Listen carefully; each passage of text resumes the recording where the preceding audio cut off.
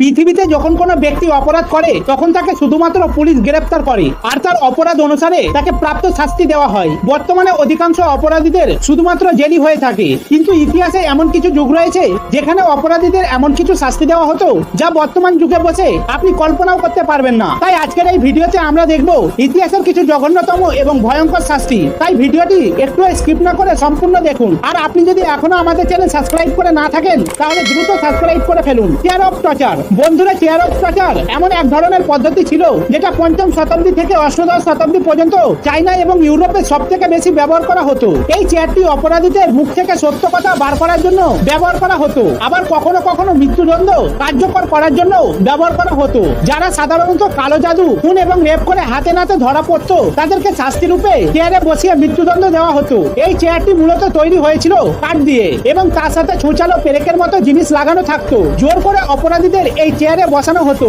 এবং তাদের অপরাধ স্বীকার করার জন্য তাদের জোর করা হতো। আর যদি সে অপরাধ স্বীকার না করতো তাহলে এতে লাগানো বেল্টগুলি টাইট করে দেওয়া হতো। এর ফলে চেয়ারে লাগানো পেরেকগুলি অপরাধী শরীর ভেদ করে ঢুকে যেত।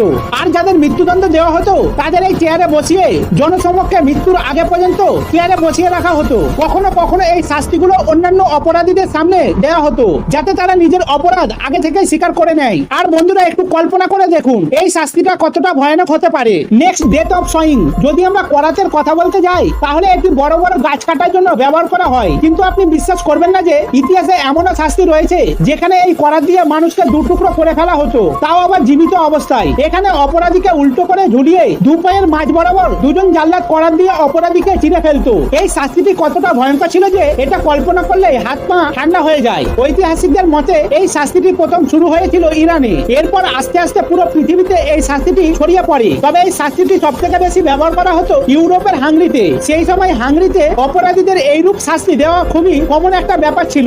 Next, fancy donkey. 1860 সালের দিকে যখন আমেরিকার সিভিল ওয়ার চলছিল তখন আমেরিকান ইউনিয়ন গার্ড আটকে পড়া যোদ্ধাদের একটা অদ্ভুত পদ্ধতি শাস্তি দিত। তাদের শাস্তি দেওয়ার জন্য যে যন্ত্রটি ব্যবহার করা হতো তাকে বলা হতো উডেন ডঙ্কি বা স্প্যানিশ ডঙ্কি। এটা কাঠের টুকরো দিয়ে তৈরি করা একটা ডিভাইস ছিল। এই ডিভাইসটির উপরের দিকের অংশে লোহা দিয়ে তৈরি ধারালো এবং ছুচালো জিনিস লাগানো থাকতো। এর ডিজাইনটি এমন ভাবে তৈরি করা হয়েছিল যাতে শত্রুদের যথেষ্ট পরিমাণে শাস্তি দেওয়া যেতে পারে। শত্রু যোদ্ধাদের এটার উপর বসিয়ে তার দুই পায়ে ওজন সমৃদ্ধ পাথর লাগিয়ে দেওয়া হতো। সাধারণত এই শাস্তিটি একটানা 9 ঘন্টা পর্যন্ত দেওয়া হতো। আর অপরাধী এই শাস্তিটি ঠিক মতো পাচ্ছে কিনা সেটা দেখার জন্য দুজন সৈন্যকে এখানে রাখা হতো। অনেক ইতিহাস বই থেকে জানা যায় এই প্রক্রিয়াটি শুধুমাত্র শাস্তি নয়, অনেক সময় মৃত্যুদণ্ড দেওয়ার জন্য ব্যবহার করা হতো। আর কাউকে যদি এই শাস্তিটি 2 ঘন্টাও দেওয়া হতো তাহলে সে কোনোদিনও ঠিক মতো চলাফেরা করতে পারতো না। নেক্সট, এম্পালমেন্ট হলো এমন একটি শাস্তি দেওয়ার প্রক্রিয়া যেখানে অপরাধীদের জঘন্যভাবে মৃত্যুদণ্ড দেওয়া হতো। এই শাস্তি দেওয়ার প্রক্রিয়াটি